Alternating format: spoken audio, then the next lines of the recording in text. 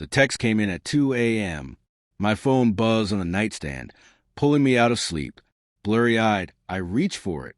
The glow of the screen revealed her name, my wife. Her message hit me like a punch in the chest. I'm at Jake's house. Come pick me up or we're done. For a long moment, I just stared. My heart thudded in my ears. Jake, my so-called friend, my co-worker, a man whose wife was 7 months pregnant, whose baby shower I had attended just weeks earlier. She wasn't just confessing where she was taunting me, daring me to react. Maybe she thought I'd rush out of bed, drive across town in the dark, and beg her to come home. Maybe she wanted me to fight for her, to prove something to her twisted sense of self-worth. But instead, I typed 3 words. Simple. Final. We're done then. And then, with hands steadier than I expected, I opened her location. 1 click. Screenshot. Sent it directly to Jake's pregnant wife with no explanation. Just proof. By sunrise, the world was no longer the same. My wife didn't stumble home that night. She stayed where she was. The silence between us was louder than any argument we could have had. But across town, a storm was brewing. Jake's wife called me first. Her voice cracked with betrayal and rage, trembling with the weight of a truth she hadn't wanted but could no longer deny. She thanked me, not for hurting her, but for not letting her live in the dark anymore. I could hear her packing in the background, drawers slamming, bags zipping, a life unraveling in real time. As the hours passed, the fallout spread. Jake's perfect little world collapsed before the sun fully rose. His wife confronted him with the screenshot, the evidence undeniable. The messages between him and my wife spilled out, ugly threads of deceit woven over months. At work, whispers started. Secrets don't stay secrets when betrayal runs this deep. Colleagues who once admired Jake's charm looked at him with disgust.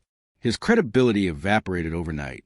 And my wife, she showed up at the house later that morning, her face pale, her eyes wide with a cocktail of guilt and fury. She tried to play it off, to twist the blame back onto me.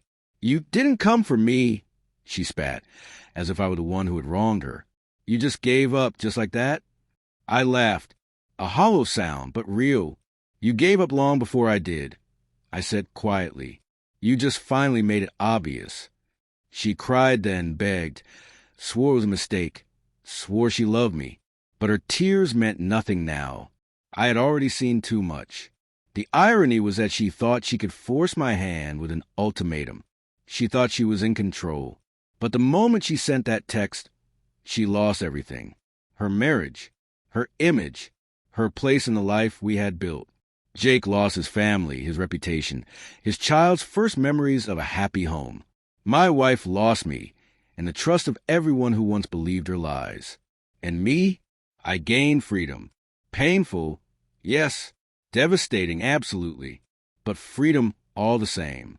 For weeks, I moved like a ghost in my own life, numb and detached. The house was quieter without her laughter, emptier without her things. But in that silence, I found peace. No more late-night suspicions. No more checking her phone when she was in the shower. No more excuses about girls' nights or working late. The truth was ugly, but at least it was truth. In time, I realized that betrayal doesn't always end with screaming fights or dramatic goodbyes. Sometimes, it ends with a single text at 2 a.m.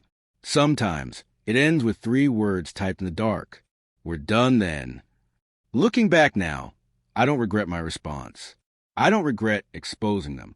Because when someone shows you who they are, you don't argue, you listen. By sunrise, 2 families have been torn apart. By sunrise, lies had burned to ash. By sunrise, I was no longer her husband, no longer Jake's friend. But I was free, and freedom, I've learned, is worth more than any love built on betrayal.